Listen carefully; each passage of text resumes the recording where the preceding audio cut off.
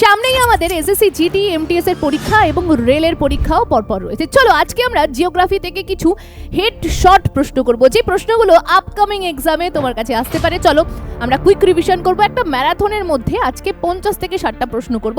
দেখো তোমার স্কোর কত হয়, নিচে কিন্তু কমেন্ট সেকশনে জানিও। চলো আমরা চলে আসবো প্রথম প্রশ্নের কাছে। প্রথম প্রশ্ন কি বলছে দেখি। প্রথম প্রশ্ন বলছে, ভারতের নিচের কোন স্থানটি প্রবাল প্রাচীর বাস্তুতন্ত্রের জন্য পরিচিত? বাস্তুতন্ত্র, প্রবাল প্রাচীর। চলো একটু জানি প্রবাল প্রাচীর জিনিসটা কি। যারা উত্তর করবে তাদেরকে বলবো নিচে কমেন্ট সেকশনে উত্তর করে দাও অপশান দেখে। আমি একটু প্রবাল প্রাচীর নিয়ে আলোচনা করি। দেখো প্রবাল প্রাচীর মূলত, এই প্রবাল হচ্ছে এক ধরনের সামুদ্রিক জীব। কে ভদ্রলোক না ভদ্রলোক, সামুদ্রিক জীব যার নাম আমরা বলতে পারি পলিক। ঠিক আছে, পলিক নামে এই সামুদ্রিক জীব জলে, উষ্ণ জলে, সমুদ্রের জলে, অগভীর জলে বসবাস করে। এবার তুমি যদি দেখো আমাদের কি রয়েছে না, লাক্ষাদ্বীপ রয়েছে। জলের তলায় এরকম পাহাড় রয়েছে। এই পাহাড়ের উপরে এই যে প্রবাল, এই যে আমি বলছি জলজ জীব, এরা কি করে, প্রবালরা কি করে, এইরকম একটি জায়গায় বসবাস করে। বসবাস করে এবার তারা মারা যায়, তো তাদের খোলসগুলো এরকম পাথরের উপর চিপকে যায়। ঠিক এরকমভাবে একের পর এক স্তর তৈরি হতে থাকে। এইভাবেই আমরা লাক্ষাদ্বীপ আর মালদ্বীপকে দেখি, এইভাবেই তৈরি হয়েছে। সমুদ্রের তলায় ছিল দুটো পর্বত, তার উপরে এই প্রবালের এক প্রাচীর, মোটা প্রাচীর তৈরি হয়। এটা আস্তে আস্তে জলতল থেকে উপরে উঠে গেছে এবং সেখানে এই প্রবাল প্রাচীর থাকার কারণে না প্রচুর মাছ এবং প্রচুর আরও সুন্দর সুন্দর সামুদ্রিক জীব অ্যাট্রাক্টেড হয়ে আসে। তারা খেতে আসে মূলত। এবার অ্যাট্রাক্টেড হয়ে যখন আসে, সেই জায়গাগুলো কি দেখার জন্য, পর্যটনদের জন্য খুব সুন্দর হয়ে যায়। এই কারণে আমরা মালদ্বীপ এবং লাক্ষাদ্বীপে প্রচুর মানুষকে ঘুরতে যেতে দেখি। ঠিক আছে, তাহলে অপশানে আমাদের কি দিয়েছে দেখো, বঙ্গোপসাগরের উপকূল ও ডেল্টা। 2 নাম্বার, বড় নদীর মোহনার কাছে ভারতের পূর্ব উপকূল। 3 নাম্বার, কচ্ছের উপসাগর, মান্নার উপসাগর, লাক্ষাদ্বীপ এবং আন্দামান নিকোবর দ্বীপপুঞ্জ। দেখো এই যে অপশন সি তুমি দেখতে পাচ্ছ, কচ্ছের উপসাগর, মান্নার উপসাগর, লাক্ষাদ্বীপ, আন্দামান নিকোবর। আমি বলবো এখানে ম্যাপ দিয়ে দিতে এবং দেখিয়ে দিতে। এই যে আন্দামান নিকোবর দেখতে পাচ্ছ, এই যে জলের মধ্যে যে দ্বীপগুলো রয়েছে, সেখানেই আমরা মূলত এই প্রবাল প্রাচীরকে দেখতে পাই। তাহলে একটা প্রশ্ন জানার সাথে সাথে আমরা সারাউন্ডিং কিন্তু প্রচুর প্রশ্ন জানছি, বিষয়গুলোকে মাথায় রাখবে। আমরা জানলাম মালদ্বীপ, লাক্ষাদ্বীপ প্রবাল প্রাচীরে তৈরি হয়েছে, প্রবাল প্রাচীর দ্বারাই তারা আবৃষ্ট। দ্বিতীয়ত আমরা কি জানলাম, আচ্ছা আরেকটা বিষয় এখানে বলে দিই। এই যে মালদ্বীপ, মালদ্বীপের রাজধানীর নাম কি লিখে রেখো। মালদ্বীপের রাজধানীর নাম হচ্ছে মালে। আচ্ছা, লাক্ষাদ্বীপের রাজধানীর নাম কি? লাক্ষাদ্বীপের রাজধানীর নাম হচ্ছে কাভারতি। ঠিক আছে, একটা প্রশ্নের সারাউন্ডিং অনেকগুলো প্রশ্ন পাচ্ছ, সেগুলোকেও লিখবে। চলো 2 নাম্বার প্রশ্নের কাছে চলে যাই। দেখো 2 নাম্বার প্রশ্ন কি বলছে। বলছে লোহিত নদী নিচের কোন প্রধান হিমালয় নদীর একটি উপনদী? আমাকে জানাবে কমেন্ট সেকশনে উত্তর কি হবে, আমি একটু বলি। হিমালয় নদী, দেখো খুব ভালো করে আমরা জানি এই যে হিমালয় পর্বত, হিমালয় পর্বত এইভাবে রয়েছে। এবার হিমালয় পর্বত সিনটেক্সিয়াল ব্যান্ড, মানে বাংলায় যদি বলতে হয় মেয়েদের হেয়ার ব্যান্ড, ভাই মেয়েদের হেয়ার ব্যান্ডের মতো বাঁক নিয়েছে এই রকমভাবে। আর আমরা খুব ভালো করে জানি, ভারতের ম্যাপটা দিয়ে দেবো, এই রকম জায়গা থেকে, মানসরোবর লেক থেকে কোন নদী না, এই যে লোহিতের যে মেন নদী ব্রহ্মপুত্র নদীর উৎপত্তি হয়েছে। ঠিক এই রকমভাবে ব্রহ্মপুত্র নদী বেরিয়ে আসছে এবং ব্রহ্মপুত্রর সাথে এসে লোহিত নদী কি হচ্ছে, যুক্ত হচ্ছে। আর যেহেতু হিমালয়ের চারিপাশ থেকে আসছে, তাই হিমালয়ের প্রধান নদী ব্রহ্মপুত্র বলা হচ্ছে। শুধুমাত্র হিমালয়ের প্রধান নদী ব্রহ্মপুত্র নয়, তার সাথে আমরা দেখি সিন্ধুকে, সিন্ধু ছাড়াও গঙ্গাকে কিন্তু আমরা দেখতে পাই। চলো আমরা ব্রহ্মপুত্র নদীর আর কিছু কিছু উপনদী জানি। লোহিত তো জানলাম, দিহাং, তার সাথে সাথে বুড়ি দিহাং, সুবন সারি, সবাই লিখে রাখবে খাতায়, সুবন সিরি, এগুলো সব কি না ব্রহ্মপুত্রের উপনদী। গঙ্গার উপনদীর মধ্যে আমরা কি পাই, ঘরঘরা, আমরা পাই সোন, আমরা সব থেকে বড় উপনদী পাই যমুনা, আমরা পাই পুনপুন। ঠিক আছে, আমরা আরো পাই গোমতী, রামগঙ্গা, এগুলো সব কার উপনদী? সব হচ্ছে গঙ্গার উপনদী। গঙ্গা, সিন্ধু সব নিয়ে ডিটেলসে ভিডিও রয়েছে, যারা দেখোনি দেখে নিতে পারো, একবার দেখলেই কিন্তু খালাস হয়ে যাবে। আচ্ছা, সিন্ধুর উপনদীগুলো জেনে নিই তাহলে। সিন্ধুর 5টা উপনদী রয়েছে, কি কি? ঝেলাম বা ঝিলাম লিখি, ঝিলাম, চেনাব, রাবি, সতলজ এবং বিয়াস। ব্যাস, তাহলে একটা প্রশ্নের সারাউন্ডিং আমরা কতগুলো প্রশ্ন কভার করলাম দেখো। লোহিত ব্রহ্মপুত্রের উপনদী, ব্রহ্মপুত্রের আরও উপনদীগুলো জানলাম, তার সাথে সাথে গঙ্গার উপনদীগুলো জানলাম, আমরা সিন্ধুর উপনদী জানলাম, এবং যমুনার কথা মনে রাখবে। এই যে যমুনা, আমরা অনেক সময় মারা সিনেমা দেখে, ঠিক আছে, সিনেমা না সিরিয়াল মনে হয়, যমুনা ঢাকি মায়েরা দেখতো, তো সেই যমুনা নদী কিন্তু গঙ্গা নদীর সব থেকে বড় উপনদী, এটা কিন্তু মাথায় রাখবে। চলো আমরা চলে যাব পরের প্রশ্নে। আচ্ছা, এই প্রশ্নের সঠিক উত্তর কিন্তু ব্রহ্মপুত্র, আশা করছি সবাই দিয়ে দিয়েছো। 3 নাম্বার প্রশ্ন, সৌরঝড়ের সময় থার্মোস্ফিয়ারের তাপমাত্রা বৃদ্ধির সম্ভাব্য কারণ কি? ব্যাপারটা কি? ব্যাপারটা বোঝাই, ব্যাপারটা হচ্ছে ঠিক এরকম, আমরা এই যে পৃথিবীতে বসবাস করছি, কি বসবাস করছো তো? কমেন্ট সেকশনে উত্তর করো যারা উত্তর জানছো। আমি একটু কনসেপ্টটা বুঝিয়ে দিই। এই যে পৃথিবীতে আমরা বসবাস করছি, কোথায় ভাই বসবাস করছি? ম্যাডাম পৃথিবীর ছাদে বসবাস করছি আমরা, খুব ভালো, এখানে গাছ রয়েছে, ঠিক আছে, এখানে তুমি আছো, এখানে আমি আছি, আমরা সবাই পৃথিবীর চারিপাশে বসবাস করছি। এবার পৃথিবীর উপরে বায়ুমণ্ডলের না অনেকগুলো লেয়ার আছে, মূলত আমরা 5টা লেয়ারকে পাই, ঠিক আছে, মূলত 5টা লেয়ারকে পাই এরকমভাবে। প্রথম যে লেয়ার রয়েছে তাকে আমরা কি বলি জানো? তাকে বলি ট্রোপোস্ফিয়ার। প্রথম লেয়ারকে আমরা কি বলি? ট্রোপোস্ফিয়ার, যেখানে আমরা আবহাওয়া দেখতে পাই, ঠিক আছে, যেখানে আবহাওয়া, ঝড়, বৃষ্টি, বাদল সমস্ত কিছু এই ট্রোপোস্ফিয়ারের মধ্যে দেখতে পাই, যেখানে আমরা বসবাস করি। ট্রোপোস্ফিয়ারের পরে রয়েছে যে লেয়ারটা তাকে আমরা বলি স্ট্র্যাটোস্ফিয়ার। স্ট্র্যাটোস্ফিয়ার, ট্রোপোস্ফিয়ারের পরে কাকে দেখি? স্ট্র্যাটোস্ফিয়ার। স্ট্র্যাটোস্ফিয়ারে মূলত আমরা ওজোন স্তরকে পাই।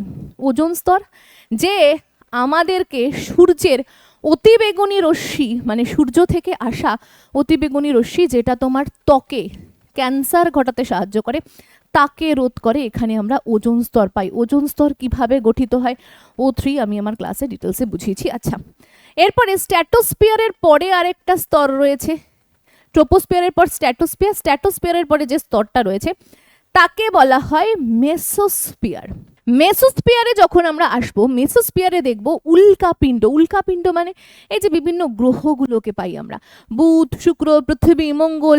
এই যে বৃহস্পতি আর এই যে মঙ্গল গ্রহ রয়েছে, এদের মাঝে না প্রচুর বেল্ট রয়েছে, ঠিক আছে, ছোট ছোট ছোট ছোট ক্ষুদ্র গ্রহ রয়েছে।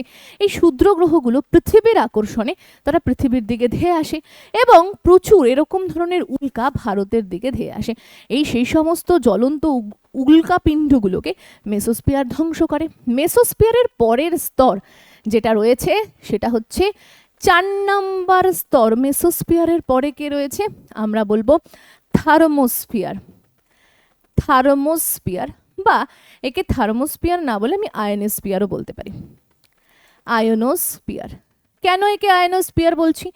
কারণ এখানে আমরা দেখব সূর্য থেকে যে সমস্ত রেগুলো আসছে, এক্স রশ্মি, গামা রশ্মি, এখানে এত তাপমাত্রা থাকে, সব একে অপরের থেকে ভিন্ন হয়ে যায়। এই জন্য এই যে আয়নোস্ফিয়ার, এখানে আমরা কি দেখব? রেডিও তরঙ্গ। এই যে আমরা ফোনে কথা বলি এক জায়গা থেকে এক জায়গায়, এই লেয়ারটার জন্য কিন্তু খুব ভালোভাবে হয়। এরপরে রয়েছে এক্সোস্ফিয়ার। এক্সোস্ফিয়ার কি কাজ করে না? এক্সোস্ফিয়ার মূলত আমরা যদি দেখি ভালো করে, এই যে তুমি দেখছো যে স্পেসে ইসরো, নাসা, এরা কি করছে? স্পেসে পাঠাচ্ছে, হ্যাঁ, এই অরবিট পাঠাচ্ছে, এছাড়াও স্পেস স্টেশন তৈরি করছে। কোথায় না? এই হচ্ছে এক্সোস্ফিয়ার। এক্সোস্ফিয়ার নিয়ে এখনও পরীক্ষা নিরীক্ষা চলছে, মূলত শেষ হয়নি। তো আমাদের প্রশ্নটা করেছিল থার্মোস্ফিয়ার। আচ্ছা, এখানে একটা কথা বলি, আয়নোস্ফিয়ারের এই একটা স্তর হচ্ছে থার্মোস্ফিয়ার, বা থার্মোস্ফিয়ারের মধ্যে একটি স্তর রয়েছে আয়নোস্ফিয়ার, এটা একটু মাথায় রাখবে। তো এর উত্তরটা হবে অপশন সি, পরিচলন স্রোত ইজ এ রাইট অ্যান্সার। চলো 4 নম্বর প্রশ্ন, বায়ুমণ্ডলের স্তর এবং বৈশিষ্ট্যের কোন জোড়াটি সঠিক? একটু আগেই বলছিলাম ট্রোপোস্ফিয়ার, থার্মোস্ফিয়ার, মেসোস্ফিয়ার এবং স্ট্র্যাটোস্ফিয়ার। দেখো, থার্মোস্ফিয়ার বলছে ওজোন, এটা একেবারে ভুল বলছে। মেসোস্ফিয়ার উপগ্রহের কথা বলছে, স্ট্র্যাটোস্ফিয়ারে উল্কাপিণ্ডের কথা বলছে। তো আমি বলবো স্ট্র্যাটোস্ফিয়ারে কি হচ্ছে, ওজোন গ্যাস। ঠিক আছে, স্ট্র্যাটোস্ফিয়ারের পরে যদি আমরা দেখি ট্রোপোস্ফিয়ার আবহাওয়া, হ্যাঁ এটা একেবারে সঠিক, অপশন এ তো সঠিক হচ্ছে। স্ট্র্যাটোস্ফিয়ারে ওজোন হচ্ছে, কমেন্ট সেকশনে প্রত্যেকে জানাবে। মেসোস্ফিয়ারে কি হচ্ছে, উল্কাপিণ্ড, মেসোস্ফিয়ারে উল্কাপিণ্ড। ঠিক আছে, থার্মোস্ফিয়ারে কি, কমেন্ট সেকশনে আমাকে জানাবে, একটু আগেই বলেছি। তাহলে কোন অপশনটা সঠিক বুঝে যাচ্ছ। চলো পরের প্রশ্ন, 5 নম্বর প্রশ্নে যাচ্ছি। কি বলছে, নদীতে সার্পিল, বাঁক বা মিয়েন্ডার সৃষ্টির কারণ কি? আগে জানতে হবে মিয়েন্ডারটা কি। যারা জানো না তাদেরকে একটু বলি, মিয়েন্ডার বলা হয় নদী বাঁক। নদীর বাঁককে মিয়েন্ডার বলা হয়। মূলত এই যে এস যে আকৃতি দেখছো, এই আকৃতির শেপ গঠন করে। নদী যখন চলতে চলতে তার নিম্ন গতিতে চলে আসে, একেবারে যখন সমভূমিতে চলে আসে, তখন নদী কি করে, সঙ্গে তো পলি বালি সব নিয়ে আসে। নিয়ে আসার ফলে পার্শ্বক্ষয় প্রচুর করে। তার ফলে কি নদী এরকমভাবে এঁকে বেঁকে চলে। তাই একে বা এই শেপকে সার্পিল বা মিয়েন্ডার সৃষ্টির কারণ বলা হয়। ঠিক আছে, অপশন সি, সমতল ভূমিতে পার্শ্বক্ষয়ের ফলে। এই দেখো এইরকম ভাবে বয়ে বয়ে আসে নদী। তার কারণ কি হচ্ছে, পলি বালি প্রচুর থাকছে নদীতে, এস আকৃতি ধারণ করছে, এবং সমতল ভূমির, ধরো এটা ভূমির কি হচ্ছে, এই ভূমির পাশের অংশগুলোকে ক্ষয় করছে, পার্শ্ব ক্ষয় করছে নদী। ঠিক আছে, option C is a right answer. পরের প্রশ্নে যাওয়ার আগে তোমাদেরকে বলি, সামনে এসএসসি জিডির পরীক্ষা। তো এসএসসি জিডির ইওর স্টাডি থেকে এসএসসি জিডির সাফল্যের রেট ওয়েস্ট বেঙ্গলের সব থেকে বেশি। প্রচুর ছাত্রছাত্রীরা কম বয়সে চাকরি পেয়েছে, ফার্স্ট অ্যাটামে চাকরি পাচ্ছে। আমি মুখে বলবো না, কিছু ক্লিপ দেখিয়ে দিচ্ছি, একটু দেখে নাও। এছাড়া শর্টে তো প্রচুর ভিডিও যাচ্ছে, আশা করছি প্রত্যেকে দেখতেই পাচ্ছ। এখন কত, 19 বছর 6 মাস। গ্রেট, 19 বছর 6 মাসে রাহুল আমাদের চাকরি পেয়েছে। এবং সব থেকে বড় জিনিস, তুমি উচ্চ মাধ্যমিকের পরেই পড়াশোনা শুরু করেছিলে। কিসে হলো রাহুল? স্যার বিএসএফ হলো। স্যার আমি চাকরি পাবো তা কোনোদিন ভাবতে পারিনি, তারপর আবার সিআইএসএ। স্যার মেন কথা বলতে স্যার আমি মাধ্যমিকে মানে অঙ্কতে 25 পেয়েছিলাম। কিসে হলো? CRPF, CRPF. আচ্ছা, এটাই ফার্স্ট অ্যাটেম্প ছিল। ফার্স্ট অ্যাটেম্পটেই চাকরি। তো জিডিতে কোন ফোর্সে হলো? স্যার বিএসএফ এ হয়েছে। তো আপনার ক্লাস করে এখন মানে 20টাতে 18টা করছিলাম দিছে জিডি গ্রেট ভাই। স্যার আমাদের গ্রামে স্যার প্রথম বেচ নিয়েছিল আপনার, এটা আপনি যেটা বোর্ডে করাচ্ছিলেন না প্রথমে, হ্যাঁ হ্যাঁ হ্যাঁ, এর কাছে ছিল সব থেকে প্রথম বেচ। সেখান থেকে আপনি শুরু হয়েছে। আমার একটা কাকার ছেলে আছে আপনারই ক্লাস করে, মানে এখন সিআইএসএফ আছে জয়েনিং। ভাই 2 বছর পর পর ব্যাক টু ব্যাক। ঠিক আছে, মানে আমাদের এটা পুরো গ্রামে, মানে এখানে মিনিমাম 2000 মানে বাড়ি হবে। হ্যাঁ। আপনারই চলে ক্লাস এখানে মেথের জন্য। মানে তোমার গ্রামে সব আমার class. Sir your study is best. আমি 2024 এ 12 দিয়েছি, ফার্স্ট অ্যাটেম্প, লাইফের প্রথম তোমার পরীক্ষা বয়স কত? 19.5। 19.5 বয়সে চাকরি পেয়েছো, ফার্স্ট অ্যাটেম্প। ইওর স্টাডির হাত ধরে পথ চলা শুরু। স্যার প্রথম থেকে ইচ্ছে ছিল ইওর স্টাডি থেকে, আপনাদের ইউটিউব চ্যানেল থেকে ফলো করতাম। আচ্ছা, তো স্যার আমি 2024 স্যার আমার মানে যেদিন গ্রাজুয়েশন কমপ্লিট হয় তারপরের দিনই আমি আপনাদের অ্যাপ্লিকেশনে ভর্তি হয়ে যাই। মানে স্যার, ফার্স্ট একটু- কম্পিটিটিভ লাইনে ইওর স্টাডির হাত ধরেই আসা। একদম স্যার, একদম। হ্যাঁ ওকে ওকে, থ্যাংক ইউ। হ্যাঁ স্যার, তারপরে এই যে স্টাডি করলাম, তো মোটামুটি স্যার 5-6 মাস পরে আমার ফেব্রুয়ারিতে এক্সাম হয়, ফেব্রুয়ারি 7 তারিখ এক্সাম হয়। তো স্যার আপনাদের আশীর্বাদে প্রথম এক্সামে আমার মানে কোয়ালিফাই। এক কথায় তোমার প্রিপারেশন 5-6 মাসের। 5-6 মাস স্যার, একদম স্যার। কিসে হলো মিতালি তোমার? সিআরপিএফ। আচ্ছা মিতালি, তুমি এই যে তোমার বিয়ে হয়েছে কত বছর হচ্ছে? বিয়ে হয়েছে আমার 5 বছর। বিয়ে হওয়ার পর সংসার সামলিয়ে একটা বাচ্চা আছে, বাচ্চার বয়স কত? বাচ্চার বয়স 3.5 বছর। 3.5 বছর। সংসার সামলিয়ে, বাচ্চা সামলিয়ে, পড়াশুনো করে চাকরি পেয়েছো। আমার তরফ থেকে তোমাকে স্যালুট, হাততালি। থ্যাংক ইউ ঠিক স্যার, আছে, থ্যাংক ইউ। তোমার মতন মেয়েই আমাদের মানে দরকার। তোমরাই হচ্ছে অনেক মেয়ের মোটিভেশন। ঠিক আছে, অনেক মেয়ে বলে সংসারের জন্য করতে পারি না। কে বলেছে করা যায় না? তুমি হচ্ছে একটা উদাহরণ, এত সুন্দর একটা উদাহরণ যে সংসার সামলিয়ে। হ্যাঁ স্যার, অনেকে বলে, আমাকেও বলে যে এত কষ্ট করে কি হবে, ছেড়ে দে মাঝপথে। তো আমি বলতাম একটা কথাই যে না, আমি শেষ দেখবো তারপরে ছাড়বো। একদম একদম, ইচ্ছা স্যার, থাকলে, তারপরে- ইচ্ছা শক্তি থাকলে সবকিছু সম্ভব। কোনো কিছুই আমাদেরকে তারপরে এটা আটকাতে আমার পারবে না। first তারই একটা attempt। উদাহরণ তুমি।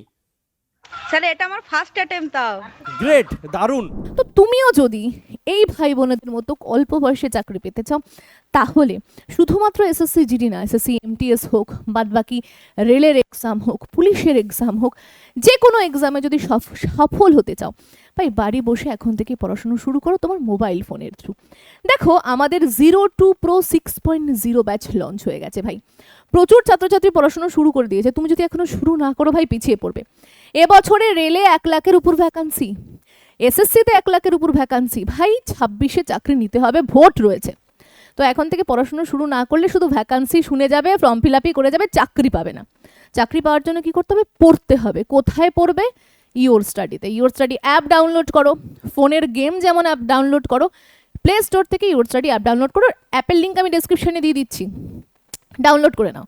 সেখান থেকে 6.0 ব্যাচটা তুমি ডাউনলোড করতে পারো। তাহলে 6.0কে কেন নিতে বলছি ভাই? এই ব্যাচ নিলে খুব স্বল্প মূল্যের ব্যাচ, তো সব চাকরির পরীক্ষায় বসতে পারবে। আর তুমি যদি বলো না আমি নেব না, আমি এখানে যে শুধু ম্যাথ নেব, ইংরাজি নেব, শুধু জিকে নেব, শুধু এসএসসি নেব, রেল নেব, ভাই নাও না, যেটা ইচ্ছা নাও, তবে পড়াশুনো শুরু করো। এই কোর্সের সুবিধা কি কি দিয়ে দিলাম, পড়ে নিও। সুযোগ কেউ হাতছাড়া করো না। অফার চলছে যেহেতু এসএসসি জিডির এত সাফল্যের রেট, তো আমরা আরও প্রাইস কম করে তোমাদেরকে সুযোগ দিচ্ছি ভর্তি হওয়ার। স্ক্রিনে দেওয়া নাম্বার দিয়ে দিলাম, কল করে যুক্ত হতে পারো। ঠিক আছে, প্রত্যেককে বলবো কল করে যুক্ত হয়ে যাও। আর আমরা কীরকম পড়াই জানতে চাইলে ক্লাস দেখেই বুঝতে পারছো কীরকম পড়াই, এছাড়া প্রচুর ভিডিও রয়েছে, দেখে নিও। ঠিক আছে, চলো পরের প্রশ্ন যাব। 6 নম্বর প্রশ্ন কি বলছে? নিচের কাকে ভারতের শ্বেত বিপ্লবের জনক বলা হয়? আরে শ্বেত বিপ্লব মানে সাদা। সাদা মানে কি? সাদার সাথে দুধের একটা সম্পর্ক আছে ভাই। এবার বিশ্বে দুধ প্রোডাকশনের উপর জোর দেওয়া হয়, দুধে একটা রেভলিউশন আনতে হবে, বিশ্বের দরবারে সব থেকে বেশি দুধ যাতে ভারত উৎপাদন করে, তার জন্য একটা বিপ্লব হয়, তাকে শ্বেত বিপ্লব বলা হয়। এই শ্বেত বিপ্লব কত সালে হয়েছিল? পরীক্ষায় প্রশ্ন দিয়ে দেবে। আমরা বলবো 1970 সালে হয়েছিল। কে নিয়েছিল মেন পদক্ষেপ? আমরা বলবো ডক্টর ভার্গিস কুরিয়েন। মনে রাখার জন্য মনে রাখবে ভাগ্যিস ইনি দায়িত্ব নিয়েছিল, নইলে দুধ প্রোডাকশনে আমরা বিশ্বের নাম্বার 1 হতে পারতাম না। ঠিক আছে, তাহলে কে করেছিল? ভার্গিস কুরিয়েন। শ্বেত বিপ্লবের জনক বলা হচ্ছে। দুধ প্রোডাকশনে ভারতকে বিশ্বের দরবারে 1 নাম্বার করা, দুধের রেভলিউশন নিয়ে আসা, একে শ্বেত বিপ্লব বলছি। সালটা 1970, মাথায় রাখবে। Option A is the right answer. চলো পরের প্রশ্নে যাই। সবুজ বিপ্লবের প্রথম পর্যায় 1960-এর দশকের মাঝামাঝি দেখে 1970 দশকের মাঝামাঝি নিচের কোন অঞ্চলে এটি মূলত অপ্রভাবিত ছিল? দেখো সবুজ বিপ্লব না, সবুজ বিপ্লবের সাথে সম্পর্কিত জানো কে? Norman Borlaug. একে বিশ্বের সবুজ বিপ্লবের জনক বলা হয়। লিখে নাও, নরম্যান বোরলগ। ঠিক আছে, নরম্যান বোরলগ, এনাকে বিশ্বের কি বলা হয়? সবুজ বিপ্লবের জনক। এই সবুজ বিপ্লব কেন হয়েছিল জানো? কৃষিকে উন্নতির দিকে এগিয়ে নিয়ে যাওয়ার জন্য, যাতে চাষবাসের উপর বেশি করে ফোকাস করা হয়। সবুজ বিপ্লব মানে সবুজের উপর, গাছ না কেটে গাছ লাগাও, চাষাবাদ করো, তার জন্য যে বিপ্লব এসেছিল। সালটা মনে রাখবে 1960-এ কিন্তু এই রেভলিউশন এসেছিল, যার মধ্যে পাঞ্জাব, তামিলনাড়ু, হরিয়ানাও ছিল, কিন্তু অপ্রভাবিত ছিল বিহার রাজ্য। বিহার রাজ্য যুক্ত ছিল না, বিহার হয়ে যাবে রাইট অ্যান্সার বা সঠিক উত্তর। ঠিক আছে, চলো পরের প্রশ্নে আমরা যাব। নিচের কোন ধরনের ভূমিধসে পিছলে যাওয়া উপাদানগুলো পিছনের দিকে ঘুরে যায়?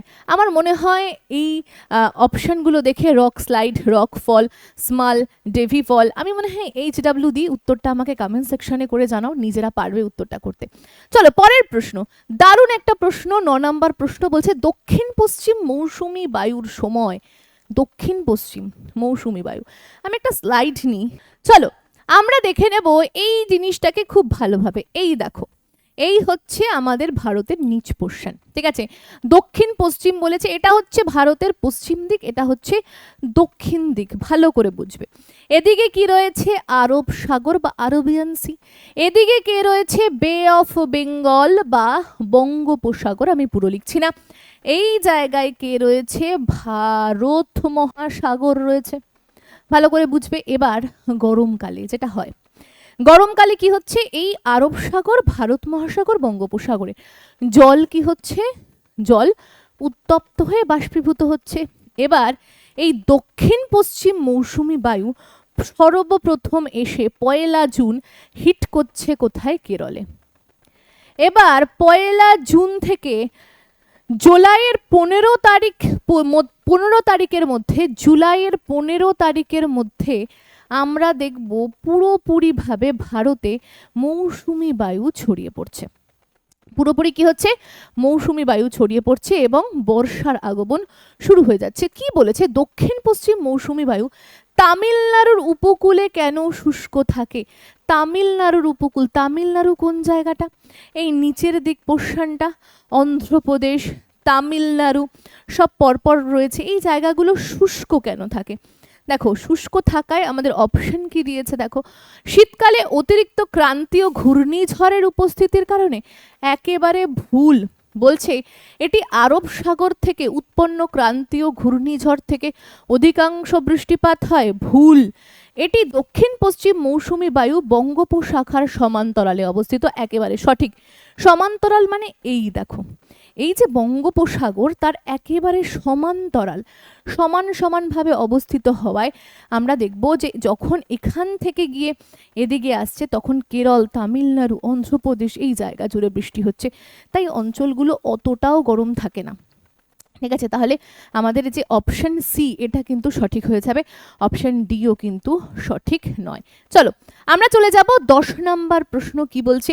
নিচের মহাজাগতিক ঘটনাগুলোকে বিবেচনা করতে বলেছে। এই ধরনের প্রশ্ন এসএসসি খুব দিচ্ছে। আচ্ছা, বিবেচনা করব। বলছে ব্ল্যাক হোল সরাসরি তাদের ইভেন্ট হরাইজন থেকে এক্স রশ্মি নির্গত করে, অথবা আরেকটা অপশন দিচ্ছে পালসার হলো দ্রুত ঘূর্ণয়মান নিউট্রন তারা। হ্যাঁ, এটা একদম সঠিক। ব্ল্যাক হোলের অপশনটা ঠিক নেই, তাহলে অপশন বি কেবল 2 ইজ এ রাইট অ্যান্সার। আমি পাশে চিত্র দিয়ে দিতে বলবো, ব্ল্যাক হোল অথবা পালসার, যেটা দ্রুত ঘূর্ণায়মান নিউট্রন তারা দিয়ে দেবো, আশা করছি দেখে নিতে পারবে।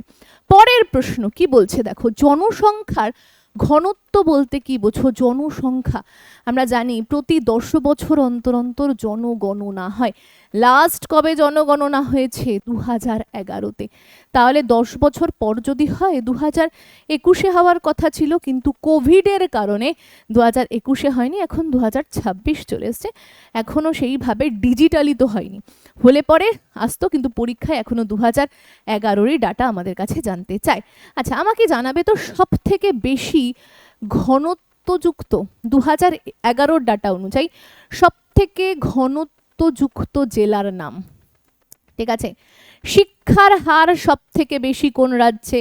লিখে নেবে প্রত্যেকে। কেরলে সব থেকে শিক্ষার হার বেশি। সব থেকে কম শিক্ষার হার কোন রাজ্যে? মনে রাখবে বিহার।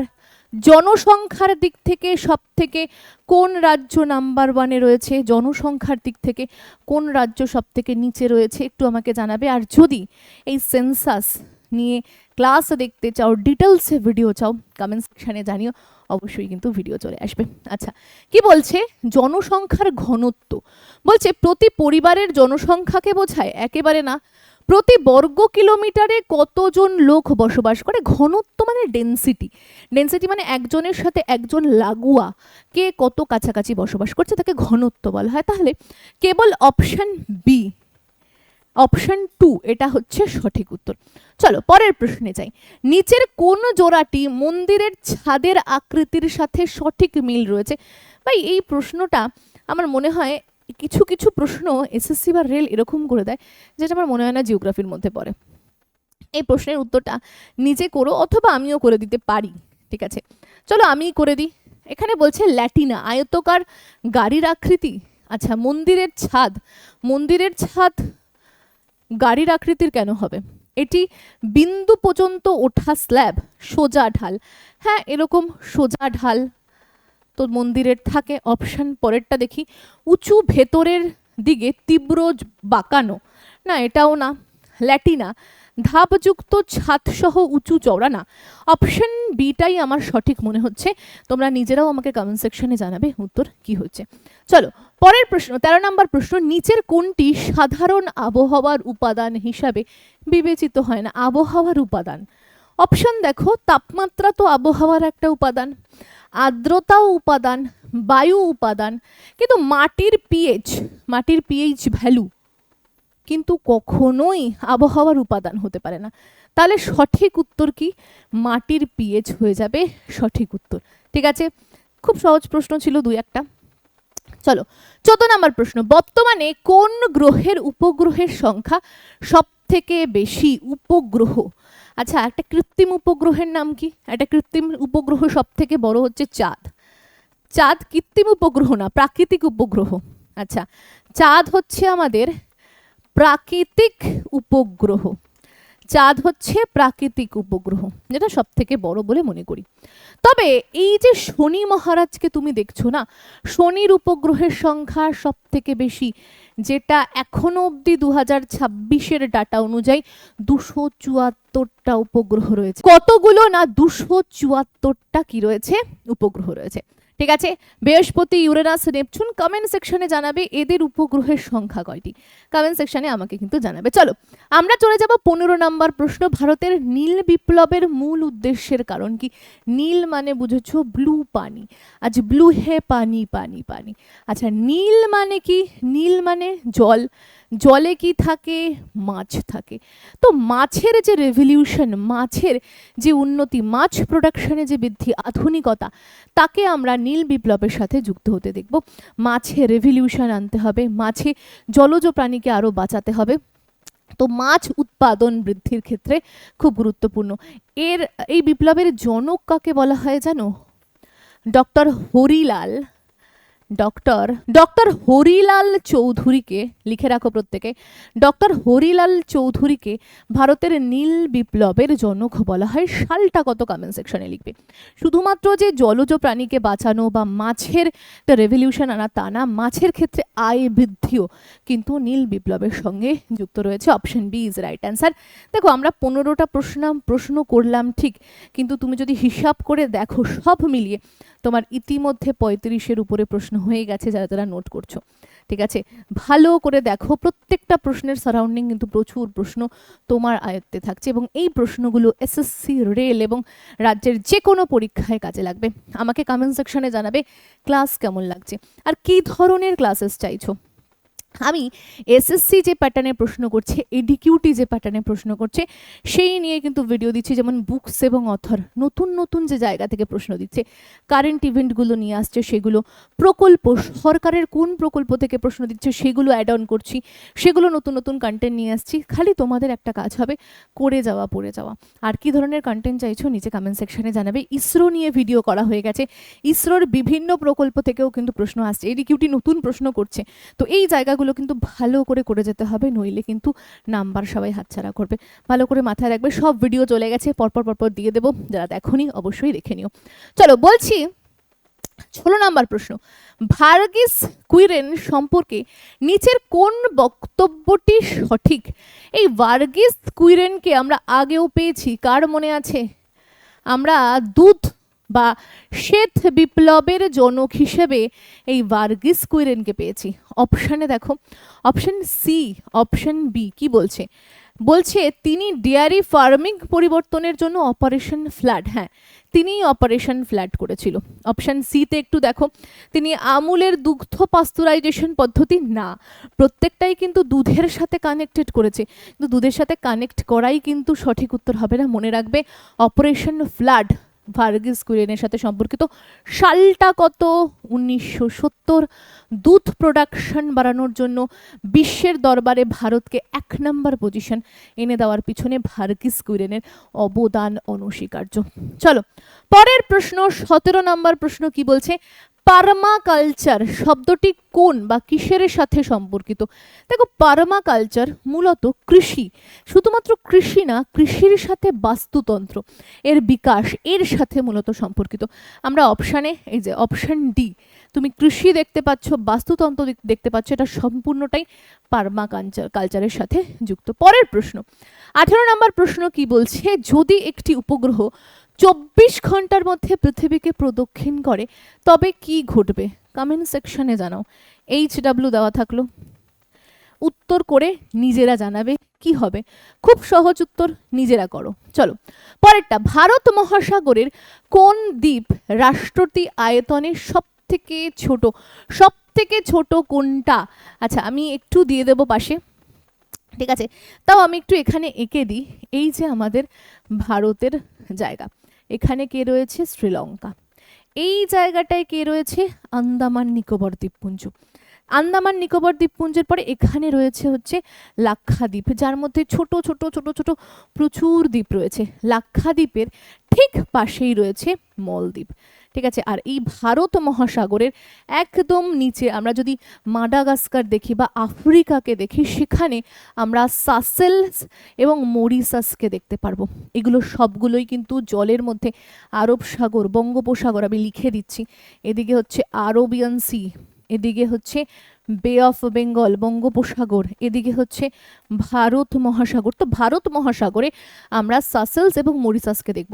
শ্রীলঙ্কা, সাসেলস, মরিশাস সবাই কিন্তু একটু বড়, কিন্তু মালদ্বীপস কিন্তু সব থেকে ছোট। তো মালদ্বীপ ইজ এ রাইট অ্যান্সার। এই সাসেলসকে তুমি যদি দেখো, ভারত মহাসাগরের মধ্যে পড়ছে, এবং যেটা দক্ষিণ আফ্রিকার দিকে পড়ছে, মাদাগাস্কারের দিকে পড়ছে। ঠিক মরিশাসও তাই, তবে এটা খুব ছোট আমরা বলতে পারি না, সব থেকে ছোট হচ্ছে মালদ্বীপ, বা অনেকে বলবে মলদ্বীপস বলছেন, মালদ্বীপ। মালদ্বীপ হয়ে যাবে সঠিক উত্তর। চলো পরের প্রশ্ন, মালদ্বীপের ক্যাপিটালটা একটু মনে রাখবে, মালে। মালদ্বীপের ক্যাপিটাল হচ্ছে মালে। চলো পরের প্রশ্ন, 20 নম্বর প্রশ্ন, নিচের কোন হ্রদটি রাজস্থানে অবস্থিত? দেখো, অনেকগুলো হ্রদ দিয়েছে। লেকটাক হ্রদ কোথায় অবস্থিত? মণিপুরে। ছাত্রছাত্রীদেরকে এইভাবে ট্রিক্স দিয়ে পড়িয়েছি, মণি কার মাথায় থাকে? সাপের মাথায় থাকে। যা দেখে লোকেরা লোভ দেয়, বলে মণি চাই, মণি চাই। তো লোকটাক হ্রদ, মণি দেখে লোভ আসে লোকেদের, ঠিক আছে। তো মণি থেকে মণিপুর কোথায় রয়েছে লোকেদের লোভ? না, লেকটাক হ্রদ। এইভাবে রিলেট করে নাও, ঠিক আছে। দেখো, সাম্ভার হ্রদ কোথায় রয়েছে? রাজস্থান। রাজস্থান। দেখো, সাম্বার, ইডলি, রাজারা প্রচুর জিনিস খায়, বা রাজাদের স্বয়ম্বর সভা হয়, অনেক রমণী আসে, তার মধ্যে একজনকে পছন্দ করে। রানীরা কি করে? অনেক পুরুষ থাকে, তার মধ্যে একজনকে বিয়ে করে। তো স্বয়ম্বর সভা, এইভাবে তুমি রাজার স্থানকে রিলেট করতে পারো। চিল্কা হ্রদ কোথায় রয়েছে? উড়িষ্যায় রয়েছে। মনে রাখবে, চিল কি উড়ে বেড়ায়, আর উড়িষ্যায় ওরা পাচ্ছ, রিলেট করে নিতে পারবে। আচ্ছা, এই পুলিকট হ্রদ কোথায় রয়েছে? আমরা দেখব তামিলনাড়ু ও প্লাস অন্ধ্রপ্রদেশের সীমানায় রয়েছে। ব্যাস, তাহলে রাজস্থানে অবস্থিত কোনটা? সাম্ভার হ্রদ ইজ এ রাইট অ্যান্সার। হয়ে গেল একটা সারাউন্ডিং, কত কিছু জানতে পারছো। পরেরটা, চিপকু আন্দোলন মূলত কোনটির সাথে সম্পর্কিত? চিপকু আন্দোলন, সুন্দরলাল বহুগুণা, নামটা মনে রাখবে, সুন্দর লাল বহুগুণা, এই চিপকু আন্দোলনের সাথে যুক্ত।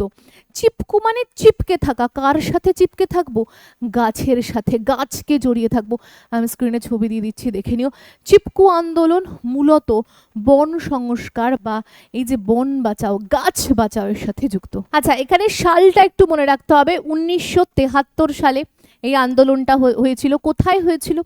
হিমালয়ের কাছাকাছি উত্তরাখণ্ডে, ইউকেতে হয়েছিল বা উত্তরাখণ্ডে হয়েছিল। এখন বর্তমানে এটা উত্তরপ্রদেশের মধ্যে পড়ে গেছে, ঠিক আছে। তাহলে চিপকু আন্দোলনের মেন কর্তা ধর্তাকে সুন্দরলাল বহুগুণা। সালটা 1973। সেই সময় হিমালয় বা উত্তরাখণ্ডের অংশতে ঝামেলাটা হয়েছিল, কিন্তু বর্তমানে এখন উত্তরপ্রদেশের সেটা অংশ, এবং বন সংরক্ষণের উপর এটাকে কি করা হচ্ছে, বা গাছ বাঁচাও বা গাছ কাটতে দেব না, এর জন্যই হয়েছিল চিপকু আন্দোলন। চলো আমরা চলে যাব পরের প্রশ্নে। পরের প্রশ্ন 22 নম্বর প্রশ্ন কি বলছে, চাবাহার বন্দর প্রকল্পের প্রধান লক্ষ্য নিচের কোনটি? চাবাহার বন্দরটা কি, চলো একটু আমরা ম্যাপের সহিত বুঝবো, ম্যাপের সহিত জানবো। দেখো প্রত্যেকে ম্যাপটা দেখতে পাচ্ছ, এছাড়াও আমি স্ক্রিনে আরো ভালোভাবে আমার এডিটর টিমদেরকে বলবো দিয়ে দিতে, তাহলে তুমি বুঝতে পারবে। এই হচ্ছে আমাদের ভারতের নকশা। এবার বুঝতেই পারো পাকিস্তান হচ্ছে ভারতের পাশেই, এই জায়গায় রয়েছে ওনাম উপসাগর, আর এই জায়গাটা হচ্ছে ইরান। আমরা এই জায়গা থেকে এইখানে ইরানের সাথে একটা সমঝোতা করে কি করছি, চাবাহার বন্দরগাহ তৈরি করছি, যাতে আমাদের এই পাকিস্তান না হতে হয়, এখান থেকে গিয়ে মধ্য এশিয়া, আফগানিস্তান বলো, ঠিক আছে, বাদবাকি মধ্য এশিয়ার দেশগুলোর সাথে যাতে ব্যবসা করতে পারি। পাকিস্তানের উপর দিয়ে গেলাম না, ঘন্টা দেখালাম পাকিস্তানকে। তো সেই জন্য এই বন্দরগাহটা কিন্তু তৈরি করা হয়েছে 2016 সালে। 2016 সাল থেকে কাজ শুরু হয়েছে। 10 বছরের জন্য কি করা হয়েছে, আমরা লিজ পেয়েছি, বা 10 বছরের জন্য আমরা এই জায়গা থেকে ব্যবসা বাণিজ্য বা মধ্য এশিয়া ব্যবসা করার একটা সুযোগ পেয়েছি। পাকিস্তানকে তো বরাবরই যেন শয়তানি করে, তো পাকিস্তান ছাড়া বা এই রাস্তা ছাড়া কিন্তু চীনের এদিক থেকে যেতে হবে, সামনেই হিমালয় রয়েছে, তো যাওয়া যাবে না। আর চীনও কেমন শয়তানি করে সবাই জানো, তো এই রাস্তাটাই আমাদের কাছে সেফেস্ট। চাবাহার বন্দর প্রকল্পের প্রধান লক্ষ্য কোনটি? দেখো প্রধান লক্ষ্য একটাই, ব্যবসা বাণিজ্য করতে হবে, ঠিক আছে। তো বলছে অঞ্চলের সামগ্রিক উপস্থিত বাড়ানো, একদম নয়। সমুদ্রের নিচে খাজানা অনুসন্ধান করা, একেবারে নয়। ইরানের পর্যটন বাড়ানো, একেবারে নয়। আঞ্চলিক বাণিজ্য বৃদ্ধি, আমরা ব্যবসা করার জন্য, মধ্য এশিয়ায় ব্যবসা করার জন্য, যেহেতু পাশে পাকিস্তান রয়েছে, ব্যবসা করার জন্যই আমরা এটা করেছি। চলো পরের প্রশ্নের দিকে আমরা যাব। পরের প্রশ্ন 23 নম্বর প্রশ্ন কি বলছে, মরুভূমির ক্ষয়জাত ভূমিরূপ সম্পর্কে নিচের কোন বক্তব্যটি সঠিক? মরুভূমির ক্ষয়জাত ভূমিরূপ, মরুভূমির অবস্থা প্রত্যেকেই জানো, প্রচুর হাওয়া পায়, তো সেখানে ক্ষয়জাত প্রক্রিয়া কিন্তু হতেই থাকে।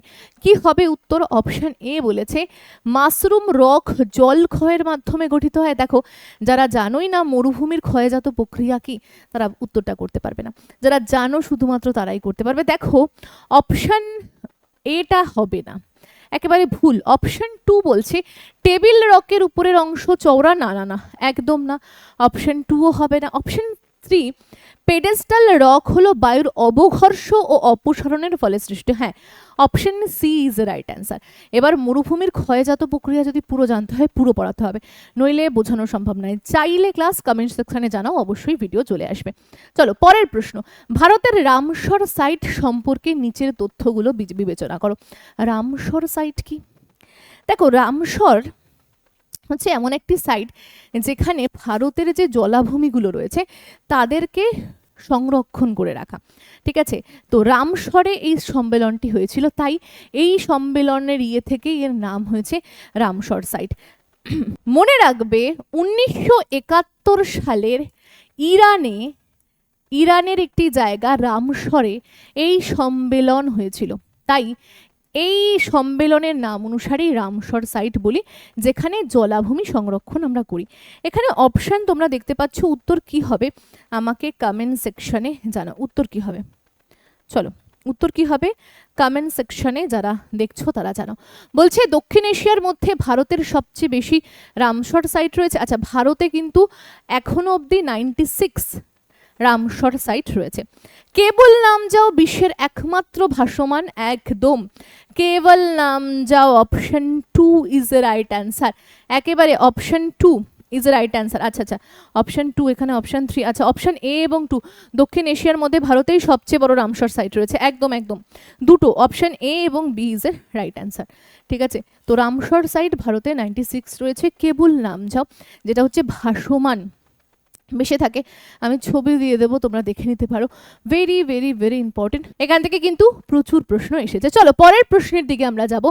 বায়ুমণ্ডলীয় স্তর সম্পর্কে নিচের বক্তব্যগুলোকে মূল্যায়ন করো।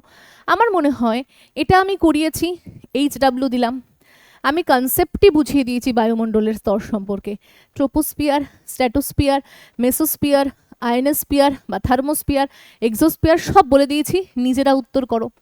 পরেরটা কি বলছে, ছোটনাগপুর মালভূমির মধ্যে ভারতের উচ্চভূমির পূর্ব দিকের বিস্তার মানা হয়। ছোটনাগপুর মালভূমির জল মূলত চম্বল ও বেতোয়া নদীর দ্বারা বিকশিত হয়। দেখো আমি কোনটা এ না আর কোনটা সঠিক বলেছে। দেখো আমার যেটা মনে হয় এ সত্যি, মালভূমি উচ্চভূমি পূর্ব দিকে বিস্তার হয়েছে, হ্যাঁ, কিন্তু আরটা একেবারে সত্যি নয়। অপশন সি হয়ে যাবে সঠিক উত্তর। ঠিক আছে, এই মালভূমি নিয়ে আমার ভিডিও রয়েছে, আমি দিয়ে দেবো পাশে, যারা দেখোনি অবশ্যই দেখে নিও, মালভূমি নিয়ে ডিটেলস ক্লাস করিয়ে দিয়েছি। ঠিক আছে, দেখলেই একবার জল হয়ে যাবে। পরের প্রশ্ন, ভারতের সবুজ বিপ্লবের প্রধান কারণ কি? এটাও HWD, নিজেরা করো ভাই, আমি করিয়ে দিয়েছি। পরের প্রশ্ন কি বলছে, কোন নদীকে বিহারের দুঃখ বলা হয়? কোন নদী? কোন নদী? কোশি নদী। কোশি নদী কোথা থেকে উৎপন্ন হচ্ছে?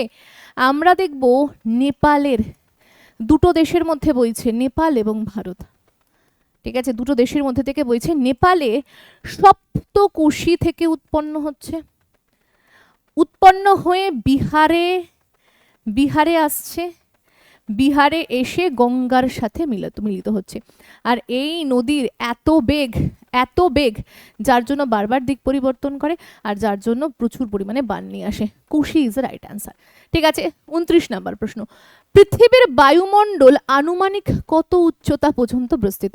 দেখো মোটামুটি যেটাকে ধরা হয় 10,000 কিলোমিটার অব্দি বিস্তৃত, এটাকেই ধরা হয়। ঠিক আছে, চলো এর পরের প্রশ্ন, কোন জোড়াটি ভুল? এটাও নিজেরা করবে, কোন জোড়াটি ভুল? HW দিলাম, নিজেরা করবে। আমি একটু তোমাদেরকে জানাই একটা নতুন জিনিস, এই যে স্ট্র্যাটোস্ফিয়ার দেখতে পাচ্ছ, প্রথমে ট্রোপোস্ফিয়ার বলি। পৃথিবী থেকে ট্রোপোস্ফিয়ারের উচ্চতা কত? আমরা দেখব মোটামুটি 8 কিলোমিটার থেকে 18 কিলোমিটার। আচ্ছা, তারপরে রয়েছে স্ট্র্যাটোস্ফিয়ার, যার উচ্চতা পোলে 8 আর ইকুয়েটরে 18, হ্যাঁ, 8 কিলোমিটার থেকে 50 কিলোমিটার। আচ্ছা, মেসোস্ফিয়ারে আমরা দেখব 50 কিলোমিটার থেকে 80 কিলোমিটার। ঠিক আছে, মেসোস্ফিয়ার। এরপরে হচ্ছে আয়োনোস্ফিয়ার বা থার্মোস্ফিয়ার, এটাতে তুমি দেখবে 80 কিলোমিটার থেকে 650 কিলোমিটার উচ্চতা। এক্সোস্ফিয়ার 650 থেকে, এক্সোস্ফিয়ার তারপরে যা ইচ্ছা, 650 থেকে মোটামুটি তুমি ধরে রাখতে পারো যত উপরে যাওয়া যায়। ঠিক আছে, এখনো তো পরীক্ষা নিরীক্ষা চলছে, তো মোটামুটি আজকের ক্লাসে আমরা 50-এর অধিক প্রশ্ন করেছি। একটা প্রশ্নের সারাউন্ডিং কিন্তু প্রচুর প্রচুর প্রচুর কিছু জেনেছি। তো তোমরা যদি এই রকম ধরনের প্রশ্ন চাও, এই রকম ধরনের শুধু প্রশ্নের উত্তর করতে